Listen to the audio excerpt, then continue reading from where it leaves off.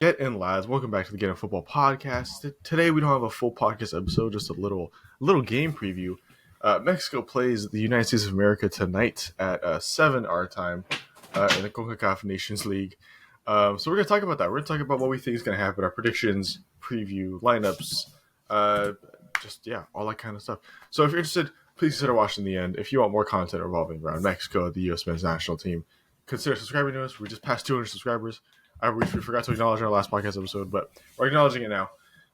So that's pretty much it. Let's get to the North American battle here. USA versus Mexico should be a good one, highly anticipated one. First off, give me your predictions, Diego. I want your predictions for who you think is going to win here. Uh, man. I mean, okay, the U.S. has, I don't know the stats, but they've been Mexico like 3 or 4 times in a row now at this point. Right. And in some big games too, like two of them were finals or something like that. Yeah. So, if we're being completely honest here, the U.S. has momentum. They had in my opinion, a better showing in the World Cup as well. And so I think they just at this moment look stronger. I think Mexico is still trying to find out that lineup that they're looking for. They keep trying to find what works, what doesn't. Mm-hmm. While the U.S. kind of have a bit of an idea. I think they're going to play a strong lineup today too. I would imagine. Yeah. I would be surprised if they didn't. They're not going to hold back. They're not going to hold back today. This isn't the Gold Cup. They're this not. is the Nations League. I could totally see the U.S. coming out with a pretty dominant. Okay, it's always rivalries always close. They're never like blowouts, but I can see the U.S. being pretty dominant here. I think it'd be interesting to see if they play Balogun today up front. I don't think they don't. I think they almost have to. I would think they do just because of it's the new guy that just switched. He's such a promising player. Could be one of the best U.S. players in a few years. He's already top. He's already up there right now. Yeah.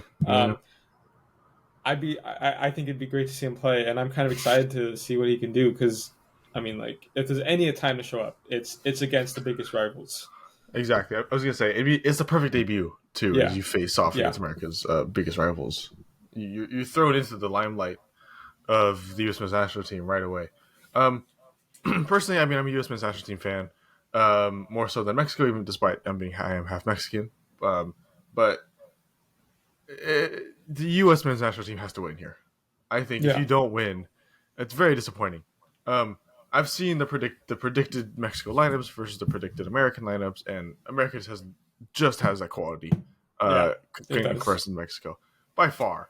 No offense to Mexico. I mean, they'll be back there. It's just right now they're in a very rough period of switching between the old group of players, the Hector Herrera, the Guardado, the Chicha, to a new young group of players who isn't exactly ready yet. I wouldn't say they're exactly ready to lead that Mexico team.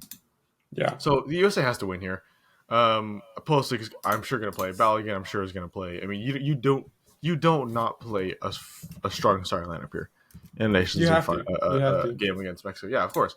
I do kind of feel bad for Mexico because they're in a really rough spot in this game because of the lack of the USA manager.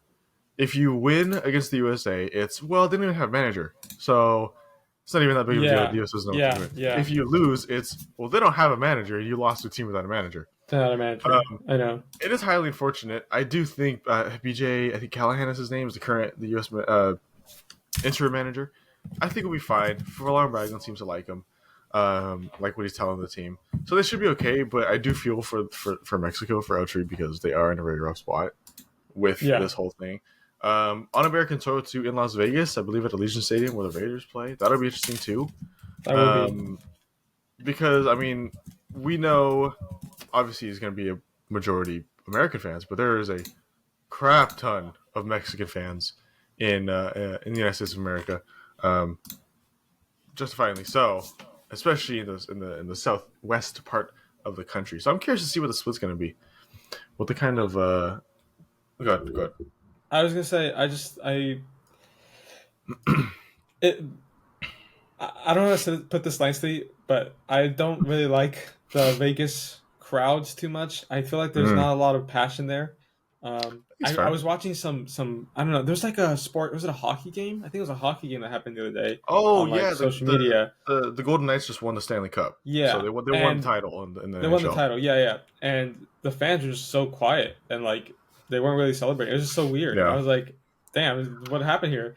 And I remember thinking like, oh yeah, Vegas. Like people move there, but like let's be honest, no, a lot of people that go to Vegas are tourists. Like there's not a it's lot true. of people that live there like 24/7. So Hmm. when it's that, it's just kind of hard to get that passionate fan base. And, obviously there'll be people flying from all over to watch this game, but it's just like I don't know. I always kind of just never get a right vibe with Vegas, but I don't know. Maybe That's fair. today's different. Maybe today's I different. think in regards to the NHL, the Golden Knights thing, I will give them just a little bit Yeah, of credit because I believe it's three quarters of a game, and in the first quarter they pretty much knew who was going to win because it was kind of a blowout. They already win the um, yeah, they I think they scored a lot of goals in the first quarter, so they kind of knew what was going to happen. So the hype kind gotcha, of died down as gotcha. it went on because you already you're just kind of just waiting for the end at that point, Fair and you've enough. already Fair enough. celebrated.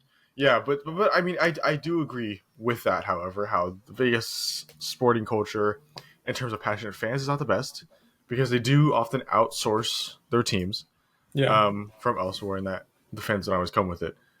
So yeah, which is true. I am curious to see though. I mean, it's an exhibition soccer match, not exhibition, but it's a soccer match with no one's truly at home in Las Vegas there. Um, so I'm curious to see it. I do think it's gonna be close, but I do think USA pulled out a win, like a 3-1 is what I can see. yeah. And I the one agree. Mexico goal is gonna be based off American mistakes, not Mexico quality. Um, That's fair. yeah, like I think it's gonna be a good game for sure. And if you're still watching at this point and you have your own predictions and it's different than us, please leave it in the comments below because we always want to see that. We always want to know what you guys are thinking. But Hmm. it's gonna be interesting.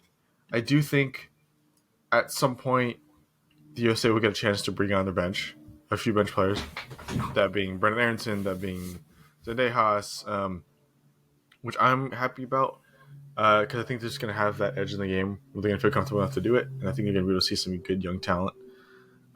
Mexico, though, I mean, I'm going to pull up this. I'm going to go share this real quick. Let's share this like the predicted lineup. A predicted lineup, not the, but a predicted lineup here. Let's see. Boom, boom, boom. So this is the Mexico lineup that could potentially come here, and it's decent. It's just really like bleh. If I had to say Yeah. anything, it'd be bleh. It's okay, but this is like a very similar lineup to what we've seen for years past that hasn't really done much. And like I Is said, because we're Lozano not playing? I don't know. Actually, I'm actually not sure.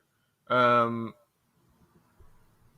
but even if he is, it's gonna add quality.